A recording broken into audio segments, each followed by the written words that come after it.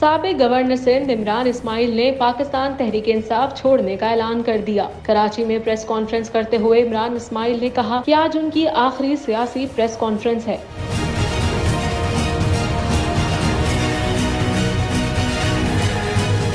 मैं पाकिस्तान तहरीक इंसाफ के बानी रहनुमाओं में से हूँ। इमरान खान से बड़ा अच्छा ताल्लुक रहा। सियासी जद्दोजहद में बहुत से उतार चढ़ाव आए। इन्होंने कहा कि इमरान खान से पीटीआई के बनने से कबल ताल्लुक था। मैं उन लोगों में शामिल था जिन्होंने पीटीआई की बुनियाद रखी। हमने पाकिस्तान को अच्छा करने का ख्वाब देखा। इमरान इस्माइल का कहना था कि मैं पाकिस्तान तहरीक इंसाफ छोड़ रहा हूँ, लेकिन हतमी तौर पर सियासत के बारे में कुछ नहीं कहा जा सकता कि वो जारी रहेगी या नहीं। ख्याल रहे कि प्रेस कॉन्फ्रेंस से कुछ देर कबल इमरान इस्माइल को कराची की सेंट्रल जेल से रिहा किया गया था।